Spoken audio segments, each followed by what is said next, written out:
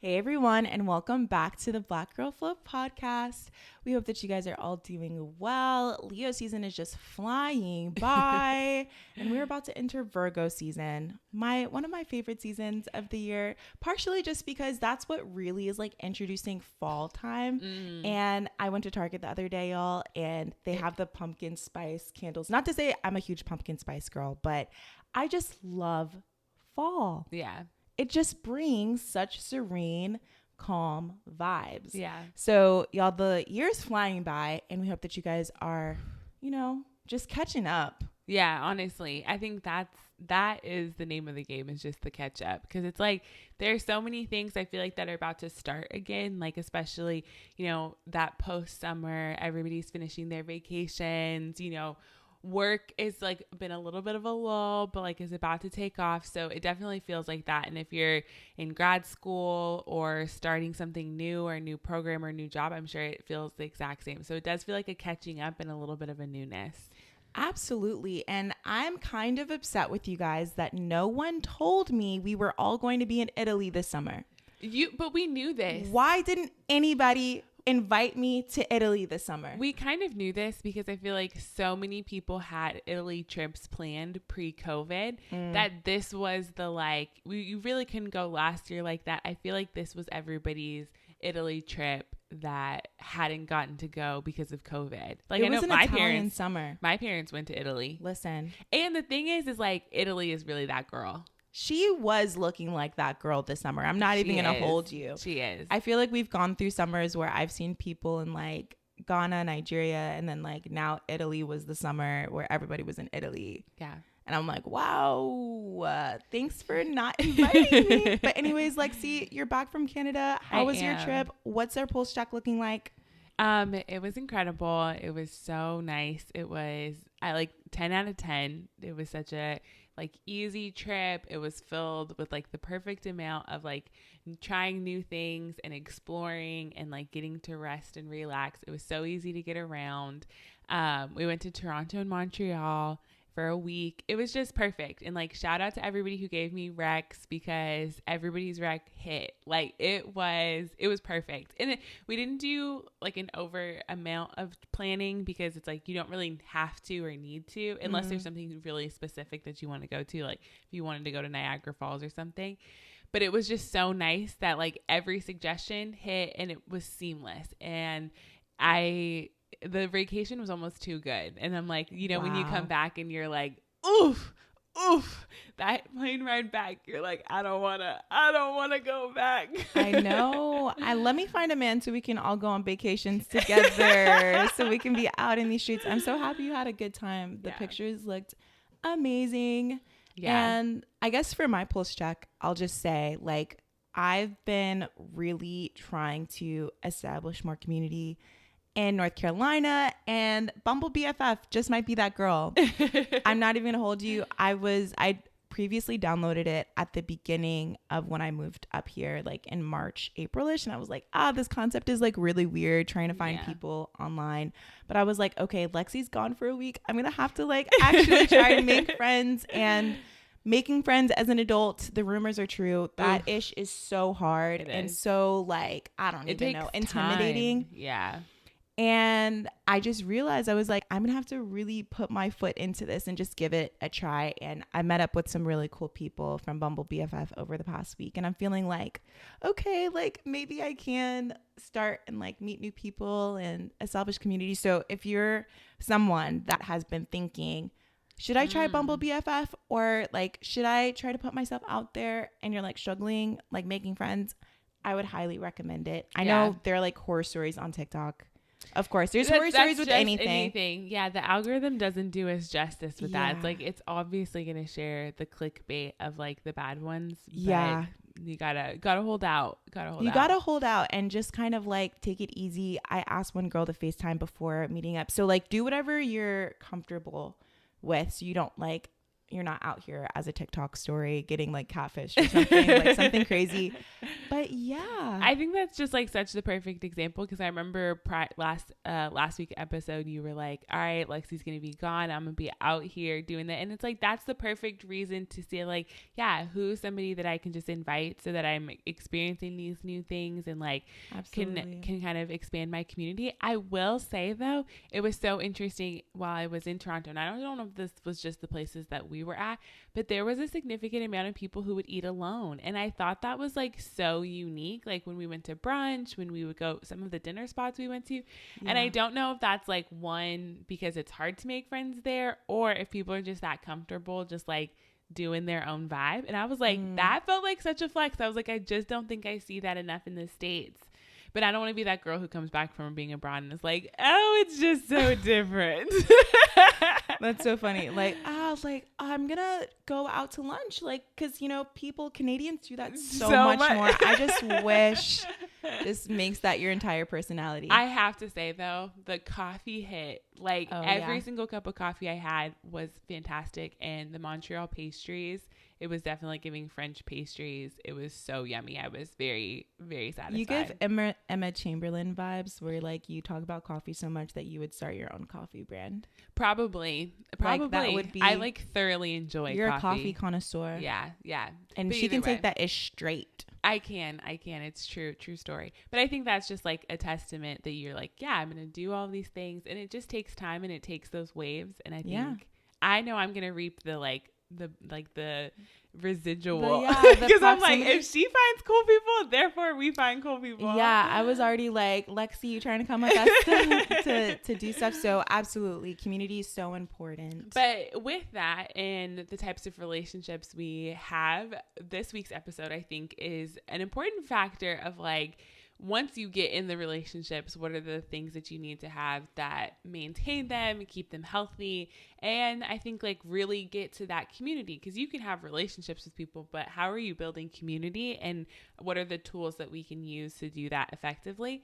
So this week we're really going to be diving into this idea of boundaries, and it's a big umbrella topic to talk about, but we've kind of been we've been seeing a lot of examples of successful boundary setting in relationships that we've had. Mm-hmm. And I think we've also been reflecting on a lot of examples of what's like, oof, that was just such an example of where like my boundaries were totally crossed, or somebody like totally disrespected me. So we've also been doing like a lot of reflecting about times where those boundaries might have been absent, completely non-existent, or definitely like harmed or violated in a lot of ways. So we want to bring this conversation to really just like dive in to what we think boundaries are. How is it showing up in our society? So what do you think? You feel like the girlies are talking about boundaries? What's the vibe? It's so interesting because I feel like Gen Z, we're like the king/queen of setting boundaries. Like you see it all the time on TikTok where our boss might ask us to stay like an hour extra later, and we're like, absolutely not, closing the laptop. Like, nope, we're not doing that. I've already taken my pay time off. You know, I'm not going to be in the office. Don't email me type energy. And I think it's been really cool to see like the difference between the way our generation uses boundaries than like our parents' generation. Yeah. Because that is just looking like a hot mess. Yeah. And I think that if we're not careful, that kind of hot mess of the baby boomers can really trickle down to us, and the way that we've been raised might really impact the way that we see boundaries and use boundaries, you know, in today. And when I think about like the times that I've had to use boundaries, it's primarily been in relationships and a little bit in friendships. I think now, especially as we are living together and we're roommates, friends, and business people, you know what I mean? Like there's so many different parts to our relationship that we've also had to like talk about boundaries. Yeah. But for the people that have never heard of this concept, how would you explain what boundaries are? And I think like, again, there's so many ways that this can be understood and explained. If we're talking about like quite literally the definition of boundaries, it's, you know, what a lot of us know. Yeah. Like a literal line or divide that separates the access of two things. So that's like the physical. But my issue with that definition is still that it feels so binary. Like it feels so like you either have access to me or you don't. And in a physical sense, that might be true. That like, if I close my door, you cannot access my room. Like, that's a literal boundary. But I think the boundaries that a lot of Gen Z is talking about, and the ones that we see and honestly are interacting with on a day-to-day, are the ones in our relationships, are more nuanced and less binary, because it's not just that you have access to me or not.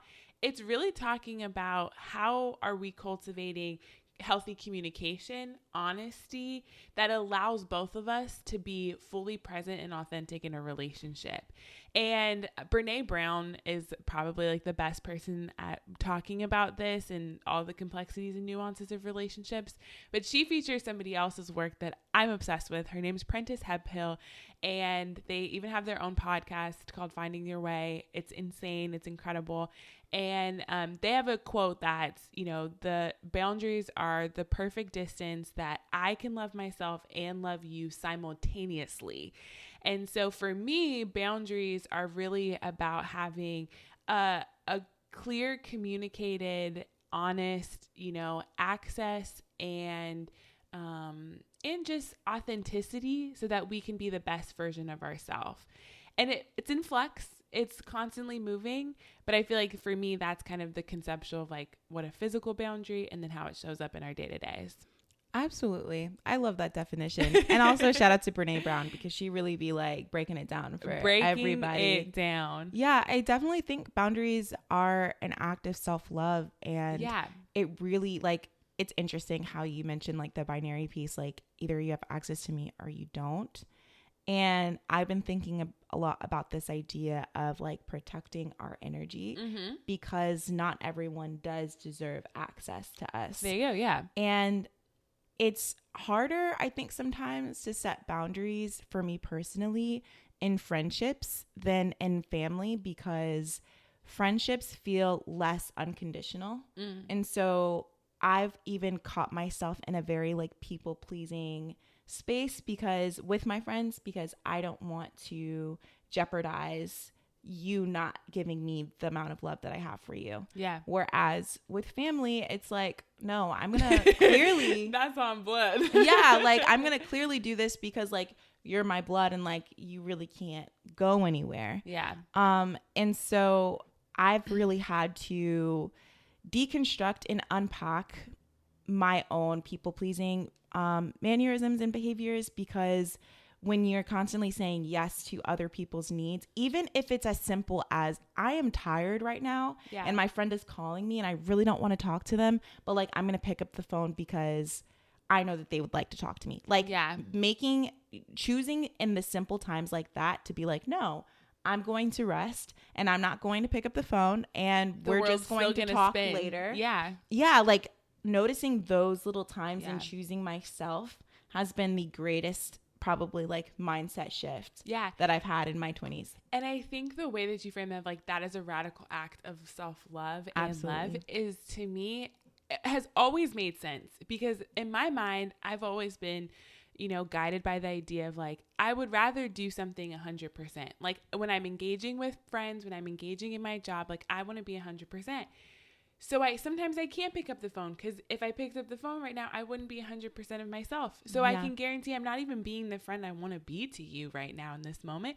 And that always made sense to me. I had no idea that there were people who were sacrificing themselves and the quality of care that they were giving themselves to try and meet the need. Because I'm like, oh my gosh, but if I'm investing in a relationship with you, even in work, I want you to be good before you interact with me. So like, do what you need to do to take care of yourself before interacting that space. Cause I also want you to be the best version of yourself while we're engaging. And it's not worth, I'm not in such a rush in my life that it's worth jeopardizing that. So I think that's so important that we see the radical act of self-love that is, and how that changes the types of interactions that we have when we have that level of honesty with ourselves and then with people around us. Yeah, and in the book, The Road Less Traveled by M. Scott Peck, one of my favorite books on love, I know I've said this before, but he describes love as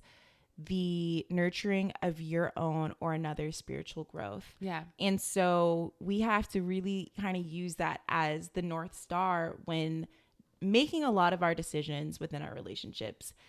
Am I helping my friend and am I nurturing their spiritual growth by doing this act? Yeah. Or am I nurturing my own spiritual growth? Are they nurturing? Is the lack of boundaries like reciprocity, like helping or hurting? Is it helping or hurting? And I really had to come to a standstill when like evaluating my boundaries last year.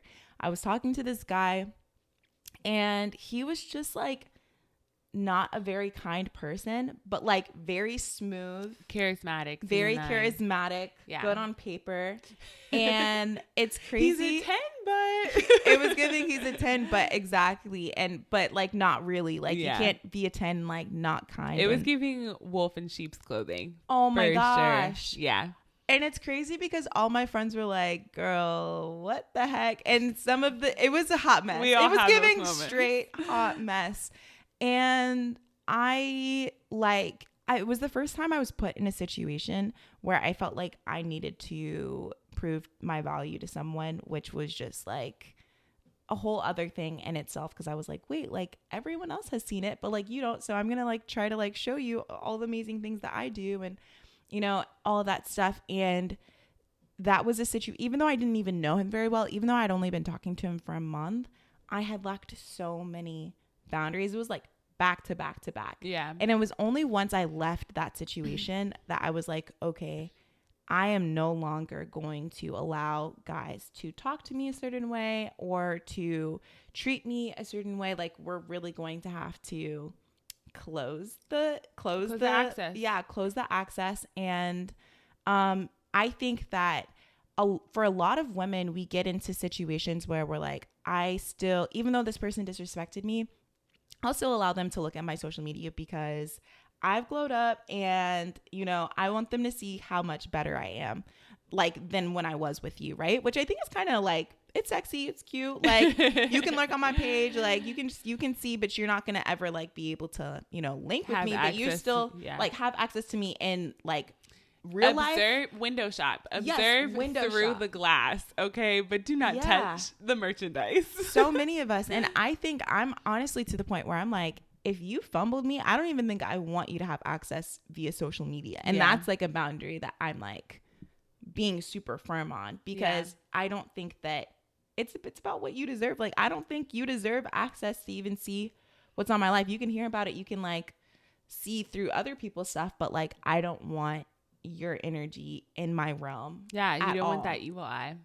No, we're not doing that. Yeah. We're not doing that. So that's how I think I really had to come to terms with what are we doing? Where are we at with it? Yeah. And how can we do better in the future? And this is why I really do love the conversation about boundaries, because it's not just an assessment of boundaries with something else. It's not just assessing a boundary with like friends and family. It's really about assessing boundaries with yourself. Absolutely. And then being able to effectively communicate that to other people. And healthy boundaries also lets other people communicate their boundary to you. It's not just a one and done, because that's sometimes where I see people, they're like, I'm in my season of no. I'm like, but are you telling people? Like, are you giving them an opportunity to engage back with how that makes them feel? Have a level of reciprocity, because boundaries, again, is not just the perfect distance for you to love yourself, but to also should be with the intention of loving the other person or having a healthy, sustainable relationship with whatever the other is. And it's like, because if we're just doing one, then we're not actually building relationships and we're not actually being healthy in the way we're enacting boundaries. We're being very one-sided, and that's not what boundaries are about. So it, to me, is like, that's that journey of asking yourself, what am I okay with? When have I been in times where I betrayed myself and overexerted the level of access. I've overshared parts of my life. Like, I've given too much to the job and it didn't give back to me. Like, what are those times that we've engaged in that and it hasn't been positive or productive in a lot of ways? And so it's like, when you can figure that out for yourself, when I tell you, you will be in spaces and you will be able to articulate, I'm not going to do that. Why? Because of this. And it's like, I started doing that in my work life because I can't even remember. It had to be on Instagram or something like that. Cause I haven't always been on TikTok like that, but, and it was saying like, when your boss gives you something on your plate and you like are at capacity, how do you communicate that? And I used this tactic of saying like, asking my boss, is this the best use of my time? And if this is the best use of my time, can you help me reprioritize some of the other things on my plate? Because here's what I'm doing. And I remember the first time I said that to my boss, we were like in the depths. It was like day of this huge fundraiser I had planned. And she asked me to do something and I had 12 other things on my plate to do. And I looked at her and I said, is that the best use of my time? And she looked at me and she goes, yes. And I said, great. Here's the other things that I'm doing right now and need to get done. Can you help me reprioritize? And once we had that conversation, she realized that what she was asking me was not the best use of my time. Bam. And in that moment, it's like, enough said. And that's letting me show up as the best employee, her show up as my best boss, and there's no conflict, resentment, no nothing. Like, right. That is what it needs to be. And so it's like, it's in those tiny details. And what I tell people is start small with your boundaries. And because if we can't practice doing it in the tiny things, then by the time it gets to the big things, we're taking on way too much that we can chew. We're feeling like we have to communicate these huge things. We feel like it's going to be the end of the world versus saying, hey, I don't want to go grab coffee in the morning. That's a small thing. Yeah. It's going to be like, okay, cool, whatever, we're good. Versus saying like, I have an issue that, I don't feel like I can, something major. It's like, do it in the small things first and notice how it feels. Absolutely. I love everything about what you just said. And it's hard. Like it's really hard. Like if I had to say that to my boss, I'd literally be like shaking like, is with this the water? best use of with my the water time? Yeah. Like, cause it takes guts to have those conversations. But I think in those moments, that's when we grow the most. Yeah. I come from such a noted family. Like my dad is always like, just watch. We're always in this space. I think even, I don't know, I'm not sure if this is a Caribbean thing. I just think it's a Black people thing. Watch how people move and just, let them show you who they are.